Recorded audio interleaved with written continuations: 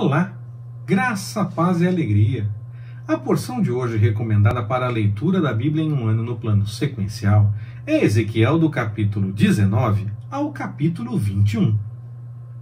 O grande propósito da mensagem profética de Ezequiel era incentivar os judeus exilados a permanecerem fiéis a Deus, confiando que o Senhor iria cumprir a sua promessa de restauração e chamando cada um a deixar o caminho errado e buscar mais uma vez a vontade do Senhor. Deus haveria de conduzir o povo novamente para a sua terra, a terra que o Senhor tinha dado, tão logo o tempo de tratamento com o exílio acabasse. E então o povo deveria buscar novamente a vontade do Senhor com arrependimento e mudança de vida. Da mesma forma que nós temos Lamentações de Jeremias, nós vemos que Ezequiel também é chamado a levantar um lamento por conta da queda da monarquia de Judá na ação que encaminhava para o exílio. A desobediência levou a um sofrimento muito grande, que era, na sua essência, um convite para a mudança de fato, com uma ação que seguia aquilo que estava definido desde a definição da lei, a promulgação da lei, a revelação daquilo que Moisés apresentou como da parte do Senhor, e desde aquele momento estava claro o que aconteceria caso a desobediência se apresentasse. O Senhor cumpriu então a sua palavra, mas mesmo no meio dessa situação havia um chamado ao arrependimento e para a mudança a partir de tudo aquilo. Mas a realidade da dor e do sofrimento abria sim espaço para um lamento. Por isso entendo que não há nenhum problema em se lamentar diante das situações estranhas e complicadas que acontecem. O problema é quando nós exageramos ou deixamos de confiar no Senhor no meio do lamento.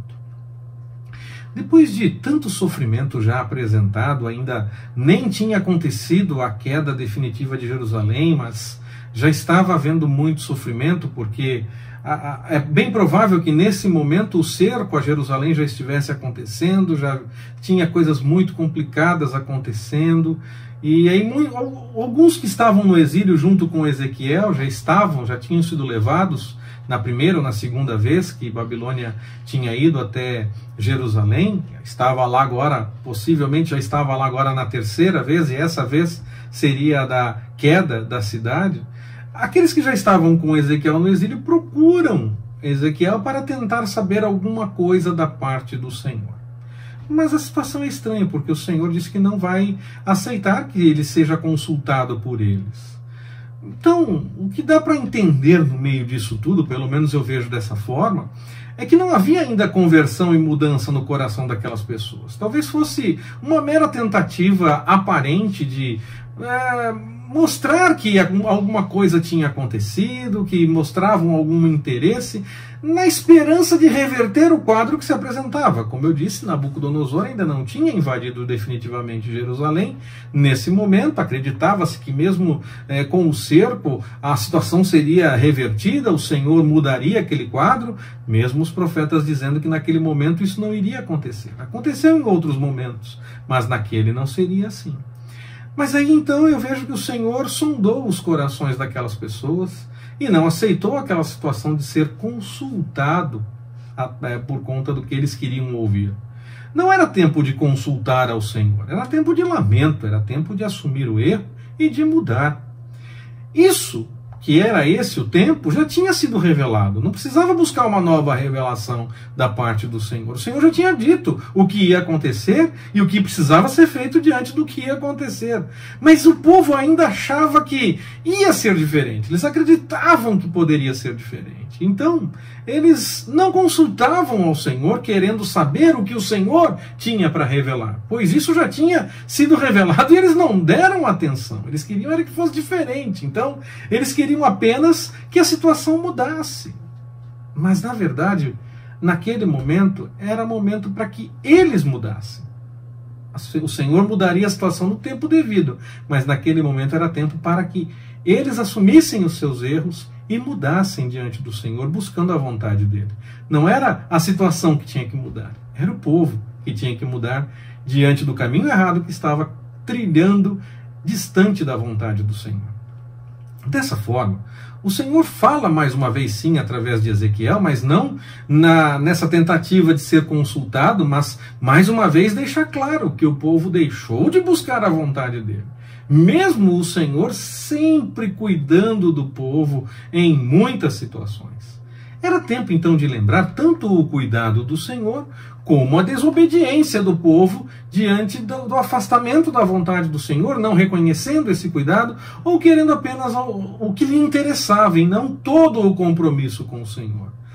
A inclinação da nossa carne é para a desobediência, e isso pode geralmente nos levar a esquecer os nossos erros, a atenuar, a achar que não é bem assim, ou até mesmo quando nós assumimos, a carne ainda tenta dizer que é um pouquinho diferente, que não é tudo isso. E o povo estava nesse caminho, nesse momento histórico. É por isso que nós precisamos do Espírito Santo que nos convence do pecado, da justiça e do juízo, para nos tirar dessa direção que a carne nos leva, quando temos que reconhecer que nós erramos. Então, Israel estava colhendo naquele momento o que tinha plantado, por assim dizer, diante da escolha de não buscar a vontade do Senhor.